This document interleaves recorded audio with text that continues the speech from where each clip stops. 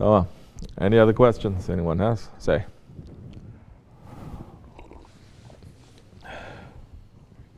Bismillahirrahmanirrahim. What happens to a Muslim who is buried in the way of kufr against his wishes?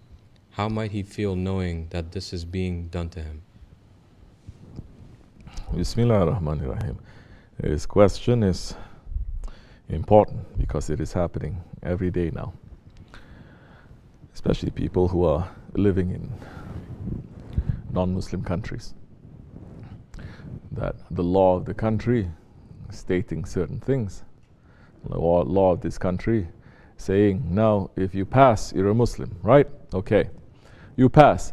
Who has the right to decide how you're going to be buried? Or some, they say, we don't want to bury him, we want to burn him. Then these days they're saying, we burn it, it's even better, it's cheaper, but they don't really burn, you know? They just burn halfway and then they put it in their garbage area. Did it happen? Yes, it happens. Just like the Jahiliya people, burning a little bit and then pushing it for the crocodiles to eat. Or some saying we can burn and we make you a souvenir. We burn so hard, everything turns to ashes, everything turns to crystal, and your grandmother can become crystal. Then we make one necklace and you can wear your grandmother on your necklace. Yeah? Who knows? Muslims are going to run after that too. Muslims are running after everything these days. And if people say this is wrong, they say, don't judge me. Only Allah can judge.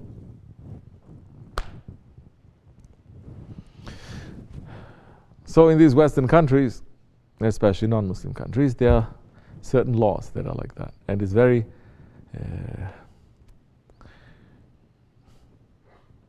it's not so good for the Muslims who don't have enough understanding or enough intelligence. Because we're not saying these laws are against Islam. You're living in a non-Muslim countries, and it is part of our faith to respect and to obey the laws of the country that you live in. However, there are certain provisions. That's why our Shaykh is also saying, those ones, especially if you have non-Muslim family members, you come into Islam, but the rest of your family is not, and you know that they have the the authority to decide how to bury you. If you leave a will saying, I wish to be buried like this, and like this, Islamic way, this person is going to do this, and you make everything legitimate and easy to be done, which it can be easily be done in so many Western countries, then that time the law will also protect your right to do that, for your last wishes to be obeyed. The believer cannot be in ghaflat, cannot be caught unawares. So which is why our Shaykh is telling people, everyone, write a living will. Because later, if you are buried, even if you're in these days to be buried, is a big blessing for you. Like I said so many times, they do other things. If you are burned, it's a big problem for you because the body feels everything, even after death, everything. But it cannot scream, it cannot react. That's why the Holy Prophet ﷺ is saying, don't wash the dead body, the janazah, with water that is too hot or too cold, because it feels. These days, the punishment begins before the grave, and Muslims are going to follow it because they say, well, we got to have a nice big funeral. We have to invite thousands of people to come, so we have to keep the body fresh. Why not we take out all the blood? Why not we pump it with other chemicals to keep it alive? Meaning you're putting fire into every part of the body and it cannot scream. But it is in pain. It is in pain, that body. It is feeling everything. That at least is something. It's very bad. But in these days, they are signing, saying, I also give the rights of my body for science to do anything that they want.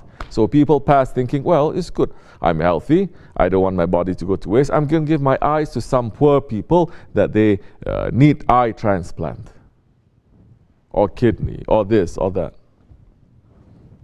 There's another big punishment there. Because you think it's that simple. It doesn't belong to you, number one.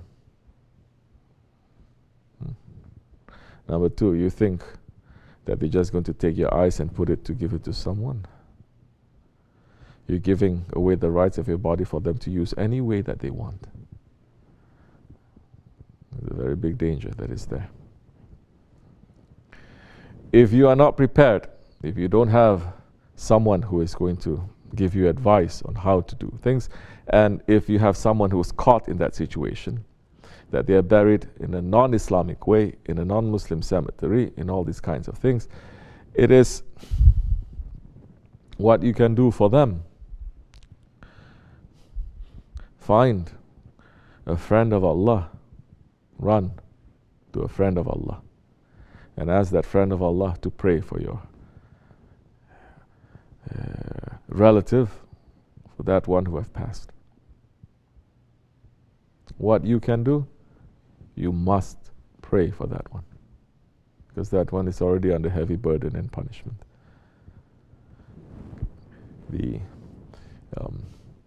It's sunnat, especially they're holding it strong in the Ottoman times. If someone dies, they all get together, they make zikr together, no? They make la ilaha illallah together. How many they do? 70,000 la ilaha illallah they make. Oh, that is bid'ah. How about to keep the body in the freezer for 3? Oh, no, that's not bid'ah. That's every deviation is welcome. Anything that is strong in the sunnat, it is wrong. It is terrorism. Make the zikr. If you can, make that. You can have a few people to make it. Do something. But who is able to save that one? The ones that Allah gives permission to save. And who is that? First one is the Holy Prophet ﷺ. That he is going to be the shafaat, the intercession for that one there. Then check your relationship with the Holy Prophet ﷺ. You're sending salawats to him? Send. Then find those ones that are his inheritors. Make that connection to them. They may intercede. We are hoping and praying, inshallah, that when we die, someone will be there to pray our prayers for us. Someone is there to wash us, someone is there to bury us properly. May Allah not test us with that. Amen, inshallah. Because we see so many people nowadays in so many different countries. We're seeing every day, the Muslim countries. They are dying. There's no one there to bury them, to pray for them, to wash them even. Inshallah, we will die with this faith too. May Allah not test us. Amen. Fatiha. Bismillah.